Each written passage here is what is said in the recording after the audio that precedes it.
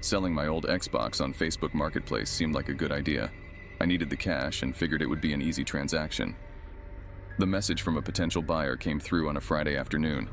His name was Matthew, and he seemed polite enough, eager to purchase the console as a gift for his younger brother. We agreed to meet at a nearby coffee shop the following day at 2 p.m.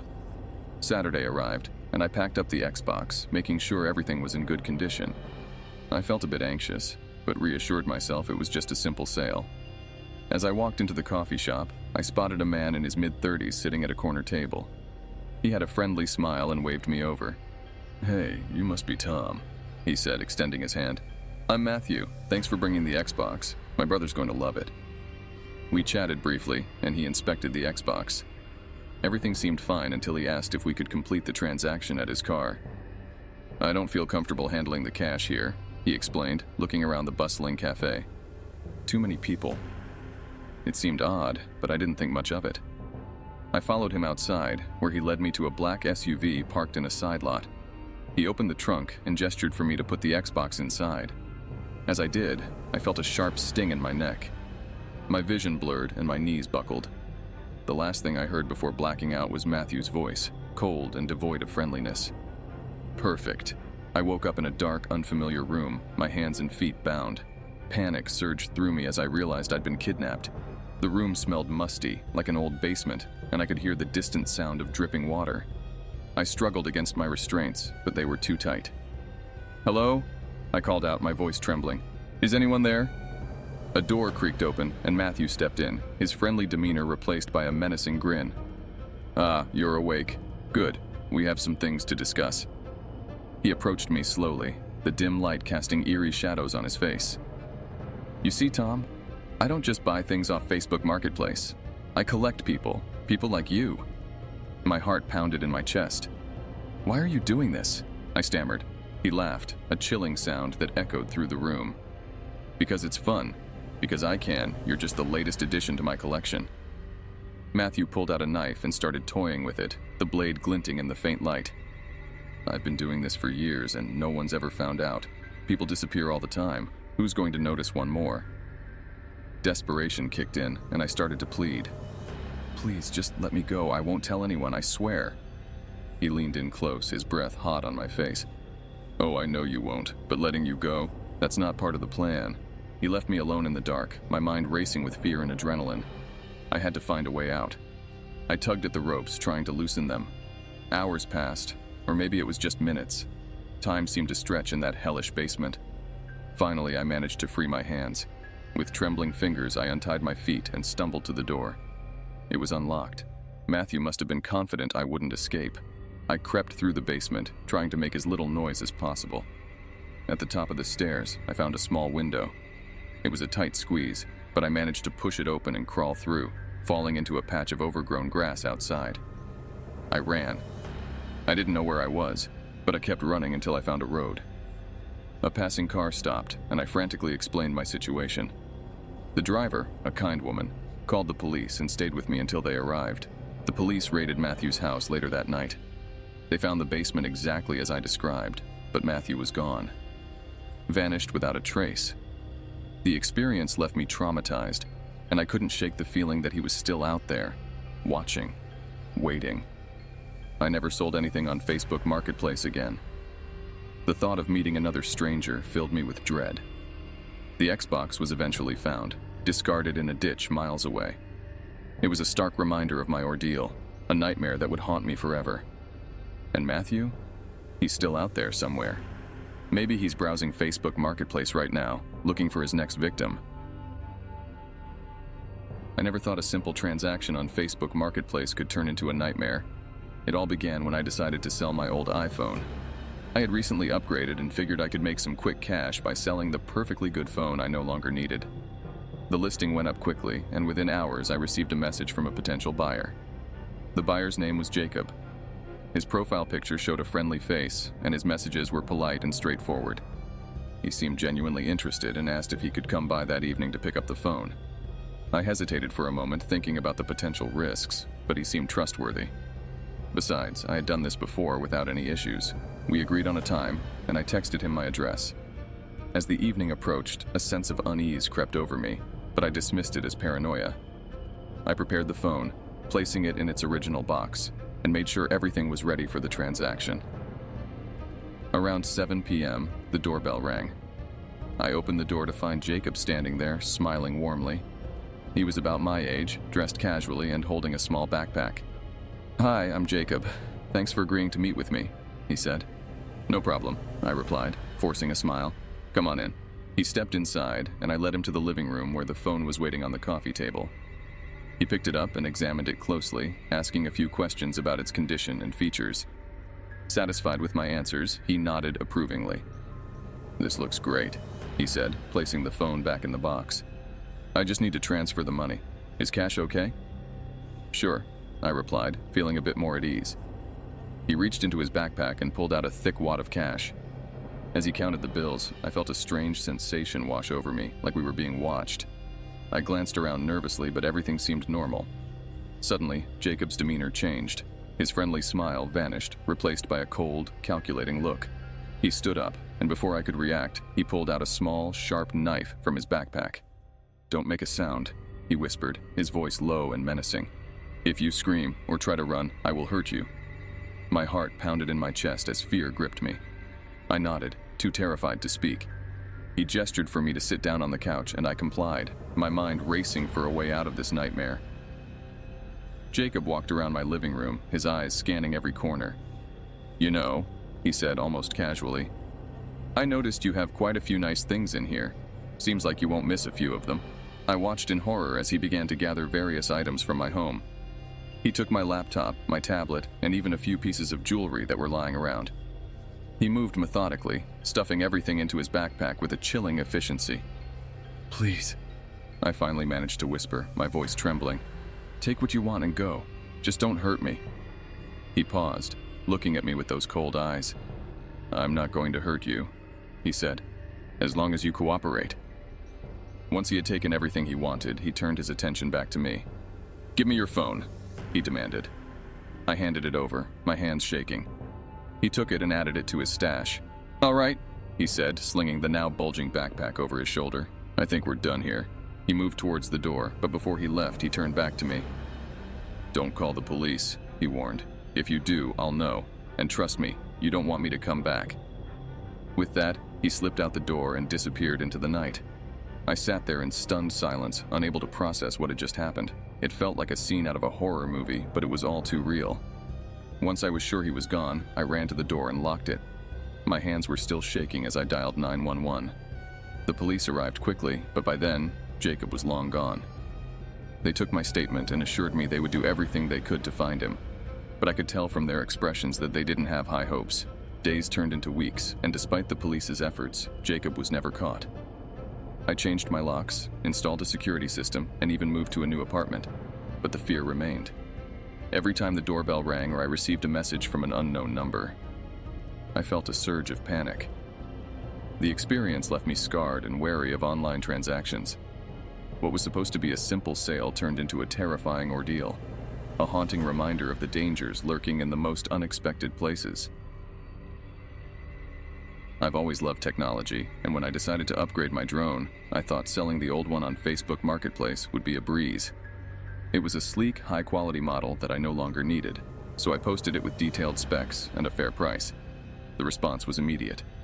Within hours, a user named Jonathan messaged me, expressing keen interest. His profile looked legitimate. Pictures with friends, check-ins at various locations, and even a few posts about his hobby of aerial photography. We exchanged a few messages, and he seemed knowledgeable and enthusiastic. He insisted on meeting in person, which was typical for such a high-value item. We agreed to meet at a coffee shop downtown. The day of the meeting arrived, and as I approached the coffee shop, my phone buzzed. It was Jonathan, asking if we could instead meet at his house. He claimed his car had broken down, and he couldn't get to the coffee shop. Normally, I would have been wary, but his explanations seemed sincere, and he even offered to pay extra for the inconvenience. Against my better judgment, I agreed and got his address. The house was in a quiet suburban neighborhood. It was late afternoon, and the sun was starting to set, casting long shadows across the perfectly manicured lawns. I parked my car in front of Jonathan's house, a typical two-story home with a neatly kept garden. He greeted me at the door with a friendly smile and invited me inside. The interior was dimly lit, with thick curtains drawn over the windows. Jonathan led me to a small, cluttered living room where a drone setup was already laid out on a table. We chatted briefly about drones, and he seemed genuinely knowledgeable. As we were discussing the finer points, I felt a strange prickling at the back of my neck, a sense that something was off. Then it happened. Jonathan's demeanor changed abruptly. He stood up and moved towards the door, locking it with a click that echoed ominously in the silent room. "I hope you don't mind," he said, his voice now carrying a menacing edge. "I just want to make sure we're not disturbed." My heart began to race. I glanced around the room, looking for possible exits or anything I could use as a weapon. "Why would we be disturbed?" I asked, trying to keep my voice steady. He laughed, a cold, mirthless sound that sent chills down my spine. "You know, it's not often I get someone like you here," he said, stepping closer. "Most people aren't as trusting." I backed away, my eyes darting towards the window. "I think I should go," I said, trying to keep my voice calm. In an instant, Jonathan lunged at me, grabbing my arm with a grip like a vice. "You're not going anywhere," he hissed. Panic surged through me. I twisted and fought, but he was strong, much stronger than I expected. He pushed me down onto the floor, his face inches from mine, his breath hot and foul. "You shouldn't have come here," he whispered, his eyes gleaming with a sinister light. Desperation gave me strength. I managed to kick him in the knee, causing him to yelp in pain and loosen his grip. I scrambled to my feet and ran towards the kitchen, where I grabbed a knife from the counter. Jonathan was right behind me, but I swung the knife wildly, forcing him to back off. "You don't have to do this," I shouted, my voice trembling. "Just let me go, and I won't tell anyone." He laughed again, circling me like a predator. "You think I'm just going to let you walk out of here?" With a burst of adrenaline, I lunged at him with the knife, slashing at his arm. Blood spurted from the wound, and he howled in pain, staggering backwards. Seizing the opportunity, I bolted for the front door, unlocking it with trembling hands and flinging it open. I ran to my car, my heart pounding in my chest. As I fumbled with the keys, I glanced back to see Jonathan standing in the doorway, his face twisted in rage. I managed to start the car and sped away, my hands shaking on the steering wheel. I drove straight to the nearest police station and reported the incident. They took my statement and sent officers to Jonathan's house. But when they arrived, the place was empty. Jonathan had vanished without a trace. The whole experience left me shaken. I deleted my Facebook Marketplace account and vowed never to sell anything online again. The drone, still sitting in my car, was a haunting reminder of how close I had come to something truly horrific. The encounter taught me a valuable lesson. Always trust your instincts and never let your guard down, even in seemingly safe situations. I'd always been cautious when selling items online, but the need for quick cash made me overlook some red flags. I was selling my gaming PC, a custom-built rig with top-notch specs that I thought would sell quickly on Facebook Marketplace. It wasn't just a PC, it was my escape, my world away from reality. But life has a way of forcing your hand, and I needed the money. A buyer named Gregory reached out almost immediately. His profile picture showed a friendly-looking guy in his 30s, and his messages were polite, if a bit insistent. He offered to pay in cash and could come by that evening. The eagerness should have been a warning, but I brushed it off, thinking about the stack of bills on my desk. We agreed to meet at my apartment. I normally would have arranged a neutral public place, but the PC was too cumbersome to move easily. As the sun dipped below the horizon, I started to get that uneasy feeling you get when you know something's not right. I reassured myself that everything would be fine. Gregory arrived promptly at 7 p.m. He seemed normal enough at first glance. Average height, slightly balding, wearing a hoodie and jeans. He smiled warmly, but something in his eyes made my skin crawl. They were too intense, too focused. I invited him in and led him to my living room where the PC was set up. He admired the setup, asking a lot of technical questions. His knowledge was impressive, which put me a bit more at ease. Maybe he was just a fellow gamer looking for a good deal. He inspected the PC closely, checking the specs, running a few programs. Satisfied, he nodded and said he would take it. "I'll go grab the cash from my car," he said, giving me that unnerving smile again. I watched from the window as he walked to his car, an old, beat-up sedan parked just outside. He seemed to be taking a long time, and I began to feel uneasy again. My apartment felt too quiet, too isolated. Suddenly, there was a loud crash from my front door. I spun around to see Gregory standing there, the polite demeanor gone, replaced with a cold, predatory stare. In his hand was a small, menacing stun gun. My heart pounded in my chest as he advanced toward me. "Stay quiet," he hissed. "Do as I say and you won't get hurt." Panic surged through me, but I forced myself to stay calm. I had to think. I backed away slowly, trying to keep some distance between us. He gestured with the stun gun, indicating I should sit on the couch. I obeyed, my mind racing. "Why are you doing this?" I asked, my voice trembling. "Because I can," he replied simply, a cruel smile playing on his lips. "You should have been more careful about who you invite into your home." He took out his phone and began typing something. I glanced around, looking for anything I could use as a weapon. My gaming setup was on the other side of the room, and my phone was on the kitchen counter, out of reach. I felt trapped, helpless. As he was distracted, I made a split-second decision. I lunged towards the coffee table, grabbing the heavy glass ashtray my grandfather had given me. I swung it with all my strength, aiming for his head. It connected with a sickening thud, and he staggered back, dropping the stun gun. I didn't wait to see if he was down for good. I bolted for the kitchen, grabbing my phone and dialing 911 with shaking hands. "Please, send help!" I screamed into the phone, giving them my address. Gregory was on his feet again, blood trickling down his forehead.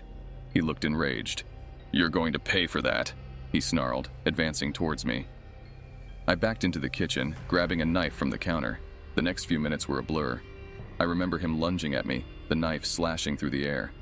We struggled, crashing into furniture and walls. The adrenaline kept me going, kept me fighting. Finally, I managed to cut him deeply across the arm. He howled in pain, dropping to the floor. Sirens wailed in the distance, growing louder. Gregory tried to get up, but the loss of blood made him weak. I stood over him, knife still in hand, ready to defend myself until the police arrived. They burst through the door moments later, guns drawn. They quickly subdued Gregory and took him away. I sat on the floor, shaking, as the officers took my statement. They told me I was lucky to be alive. Gregory was a known criminal, wanted for several assaults and robberies. I had been his next target. The ordeal left me traumatized, but grateful to be alive. I couldn't believe how close I had come to becoming another statistic. I learned the hard way that you can never be too careful, especially when inviting strangers into your home.